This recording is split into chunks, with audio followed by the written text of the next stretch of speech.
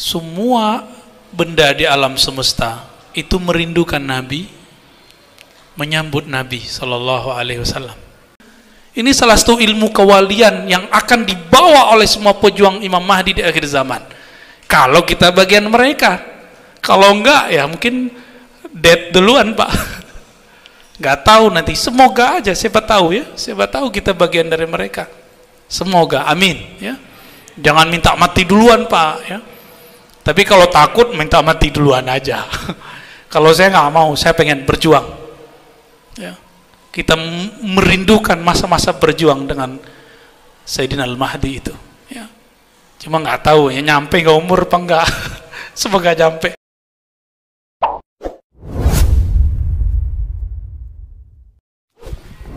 Raditu billahi rabba bil Islam wa Sayyidina Muhammadin abduhu. Asyhadu an la ilaha illallah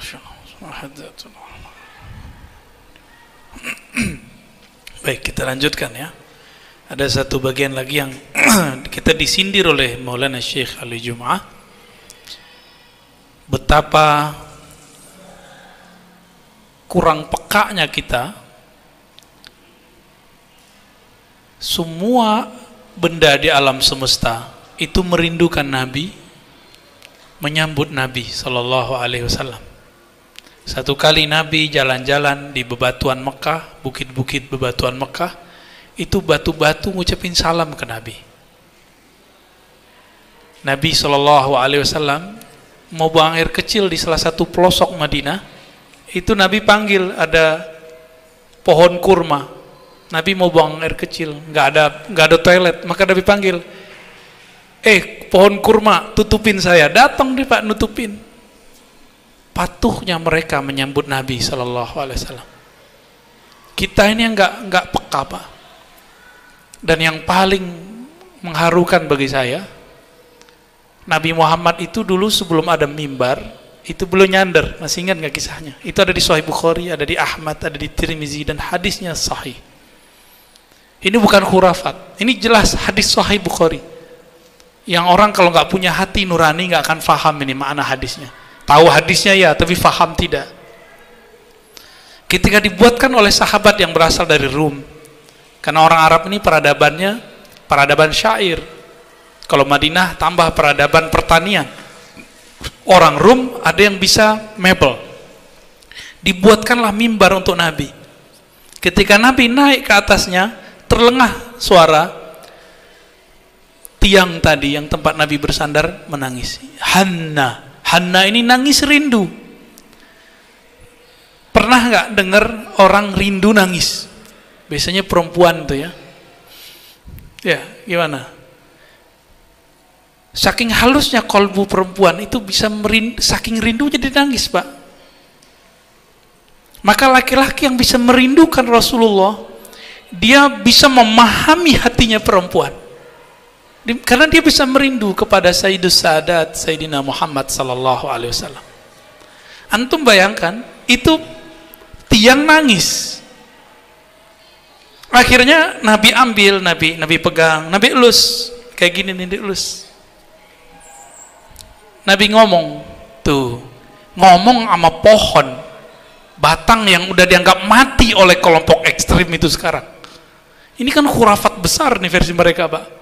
Ini bukan khusus buat Nabi. Enggak, nanti Imam Mahdi keluar, semua tentara Al-Mahdi bisa ngomong dengan semua pohon selain pohon kharqat. Ini bukan khas buat Nabi. Ini salah satu ilmu kewalian yang akan dibawa oleh semua pejuang Imam Mahdi di akhir zaman. Kalau kita bagian mereka, kalau enggak ya mungkin dead duluan Pak. Nggak tahu nanti, semoga aja, siapa tahu ya, siapa tahu kita bagian dari mereka. Semoga, amin ya. Jangan minta mati duluan Pak ya. Tapi kalau takut minta mati duluan aja. Kalau saya nggak mau, saya pengen berjuang ya. Kita merindukan masa-masa berjuang dengan Sayyidina Al-Mahdi itu ya. Cuma nggak tahu ya nyampe nggak umur apa enggak.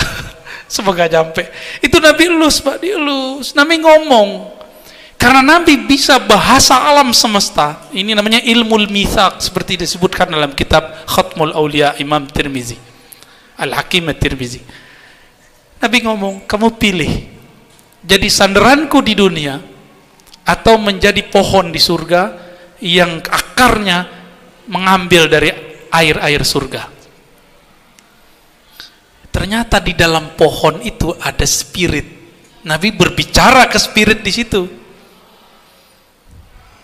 Ini hadis sahih, ada di Sahih Bukhari ya, ada di Musnad Imam Ahmad, banyak sekali. Kata Syekh Al-Jumah ya, akhraja asla hadzal hadis jam'un ghafirun minal huffaz. Banyak yang meriwayatkan hadis ini. Gimana Pak? Kalau ada sekarang orang bisa ngomong begini, antum bilang dia apa? Khurafat ente gitu ya. Coba antum ketemu Nabi, mungkin gak percaya sama Nabi kali. Pantas dulu orang bilang Nabi Muhammad gila. Ngomong sama pohon Pak. Ini pohon apa kejadian sama dia? Kok dia terpilih jadi mimbar? Ini gak sembarangan, ini Allah pilih loh Pak. Setiap hari ada imam sampingnya, ada khutbah, khotib naik sini. Dia senangnya bukan main. Senangnya dia bukan main ini. Ketika Nabi katakan begitu, sayangnya semua spirit di alam semesta selain jin dan manusia akalnya sudah dihilangkan. Maka yang terbayang bagi dia cuma enak. Hidup enak gimana? Enak hidup di dunia apa di surga? Surga. Maka dipilih surga. Seandainya saya pohon itu, saya memilih bersama Nabi, saya nggak lihat surganya, karena surga kuncinya ada di tangan Nabi. Bener, kuncinya ada di tangan Nabi. Cuma sayang, karena maslubal aql, semua benda-benda di alam semesta maslubunal aql, akalnya sudah hilang. Ada cuma spiritnya aja Pak. Ya maka dia bisa dialog. Nabi tahu namanya, Nabi bisa dialog dengannya. Nah, kalau ada orang hari ini dikasih ilmu itu, mungkin dia tentara Al-Mahdi kali Pak. Ya. Mungkin walau alam. Atau halu, bisa jadi halu toh. Bisa halusinasi, bisa asli. Ini tipis. Satu masuk ke khayalan, satu masuk ke kolbu. Ini beda. Ada ilmunya tuh. Kalau saya lah yang ada di spirit itu, saya akan menjawab, bersamamu wahai Rasulullah, bawa aku ke atas mimbar, tetap nyandar kepadaku wahai Rasul. Kayak Ustadz nih, nyandar kayak gitu tuh. Ya. Cuma sayang, si pohon gak kenal kenikmatan hakiki itu ada di tangannya Nabi Sallallahu Alaihi Wasallam. Apa kata Nabi? Ya udah, af'al insyaallah. Saya akan tunaikan hajatmu, kamu akan menjadi pohon surga. Maka pohon-pohon surga itu ada yang emang turun dari surga, ada yang dari dunia dengan berkat salawat kepada Nabi dipindahkan ke surga. Itulah salawatnya ke Nabi. Salawat dia jadi sandarannya Nabi. Ya, maka Abu Bakar tuh dapat salawat Nabi berapa coba? Hartanya semuanya untuk Nabi. Semua harta Abu Bakar untuk Nabi Pak. Kira-kira ada apa dengan Abu Bakar nanti? Ternyata Abu Bakar itu kata Nabi, ente dipanggil dari semua pintu surga. Ada 8 pintu surga dan itu besar-besar, dan 8 itu nanti ada pintu-pintu kecil. Semuanya memanggil Abu Bakar, ya Abu Bakrin, halumma, Abu Bakar masuk sini, masuk sini. Karena semua amalan yang ada pada Nabi ada pada Abu Bakar, kecuali cuma beberapa. Itu Pak mereka Pak. Ini diterusin bisa mewek semua. Ya. Kajian sirah Nabi itu yang begitu Pak. Kajian maulid Nabi itu menceritakan yang begini seharusnya, sehingga tumbuhlah mahabbatun Nabi, rindu kepada Nabi. Apa kata Nabi sebelum kita sholat?